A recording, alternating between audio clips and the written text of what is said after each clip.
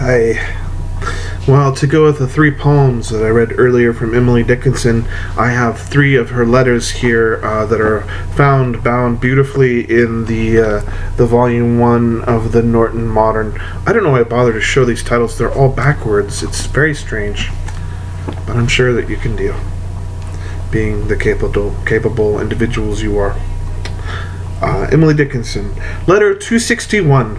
Thank you for the surgery. To T.W. Higginson, 25 April 1862. Mr. Higginson, your kindness claimed earlier gratitude, but I was ill, and write today from my pillow. Thank you for the surgery. It was not so painful as I supposed. I bring you others as you ask, though they might not differ. My thought is undressed. I can make the distinction, but when I put them down in the gown, they look alike and numb. You asked how old I was. I made no verse but one or two until this winter, sir.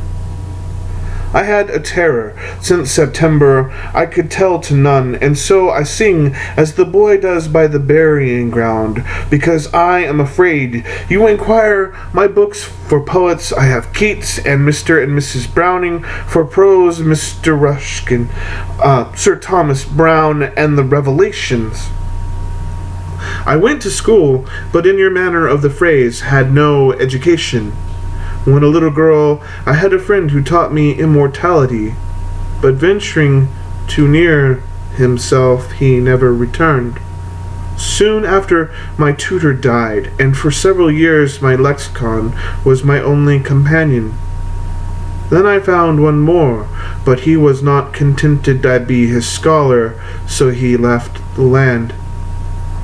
You ask of my companions hills, sir, and the sundown, and a dog, large as myself, that my father bought me. They are better than beings, because they know, but do not tell, and the noise in the pool at noon excels my piano.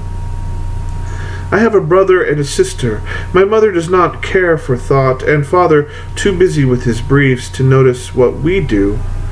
He buys me many books, but begs me not to read them, because he fears they joggle the mind.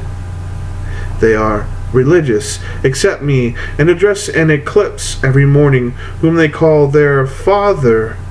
But I fear my story fatigues you. I would like to learn. Could you tell me how to grow, or is it unconveyed like melody or witchcraft? You speak of Mr. Whitman. I never read his book, but was told that he was disgraceful. I read Miss Prescott's Circumference, but it followed me in the dark, so I avoided her. 2 editors of journals came to my father's house this winter and asked me for my mind, and when I asked them why, they said I was penurious, and they would use it for the world. I could not weigh myself. My size felt small to me. I read your chapters in the Atlantic and experienced honor for you. I was sure you would not reject a confiding question. Is this, sir, what you asked me to tell you? Your friend, E. Dickinson. Letter 265. Will you be my preceptor? To T.W. Higginson, 7 June 1862. Dear friend, your letter gave me no drunkenness, because I tasted rum before. Domingo comes but once, yet I have had few pleasures so deep as your opinion, and if I tried to thank you, my tears would block my tongue. My dying tutor told me that he would like to live till I had been a poet, but death was much of a mob as I could master. Then, and when far afterward, a sudden light on orchards, or a new fashion in the wind troubled my attention. I felt a palsy here. The verses just relieve. Your second letter surprised me, and for a moment swung. I had not supposed it. Your first gave no dishonor, because the true are not ashamed. I thanked you for your justice, but could not drop the bells whose jingling tooled my tramp. Perhaps the balm seemed better because you bled me first. I smile when you suggest that I delay to publish, that being foreign to my thought as firmament to Finn, if fame belonged to me, I could not escape her. If she did not, the longest day would pass me on the chase, and the approbation of my dog would forsake me. Then my barefoot rank is better. You think my gait spasmodic.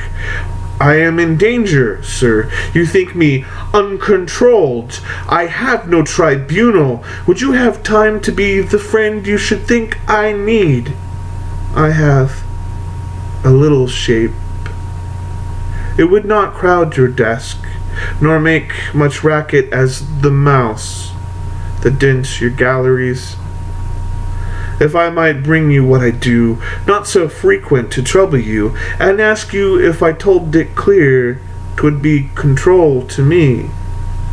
The sailor cannot see the north, but knows the needle can. The hand you stretch me in the dark, I put mine in and turn away. I have no Saxon now.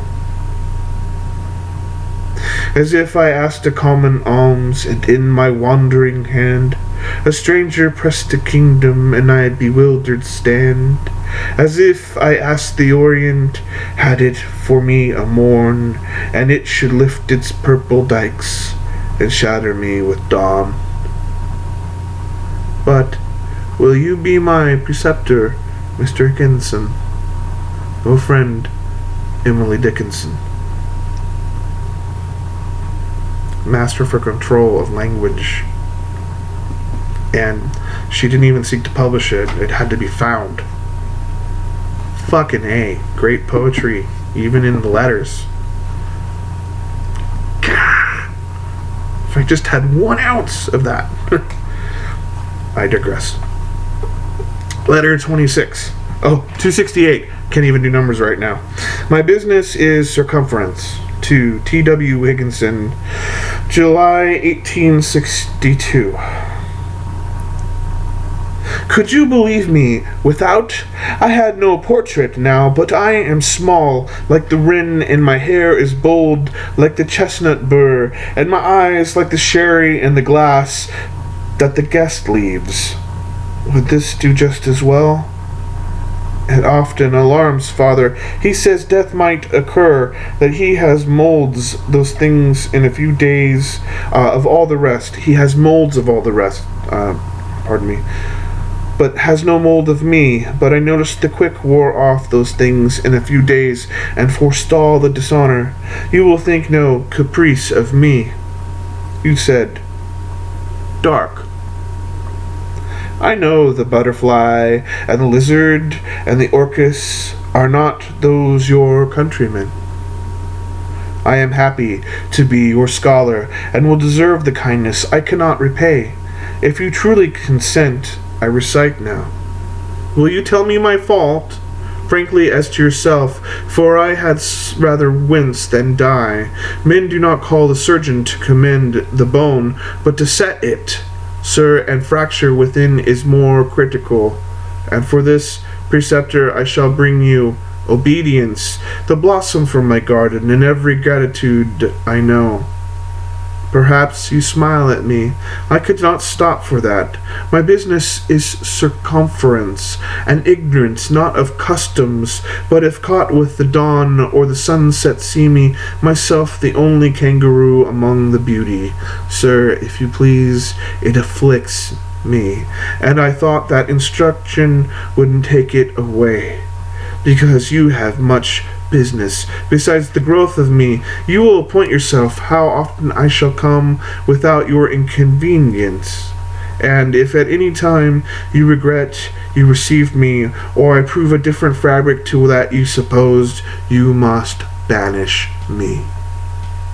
When I state myself as the representative of the verse, it does not mean me, but a supposed person. You are true, but about the perfection. You are true about the perfection. Today makes yesterday mean. You spoke of Pipa passes. I never heard anybody speak of Pipa passes before. You see, my posture is benighted. To thank you baffles me. Are you perfectly powerful? Had I a pleasure you had not, I could not delight to bring it. Your scholar. Wow. Well, I wish for all of us poets out there that level of dignity and poise, particularly in the face of adversity or deep criticism of our work. I wish you all power, majesty, joy, glee, fervent writing that means something to the people. I wish that all for you. Be well, folks.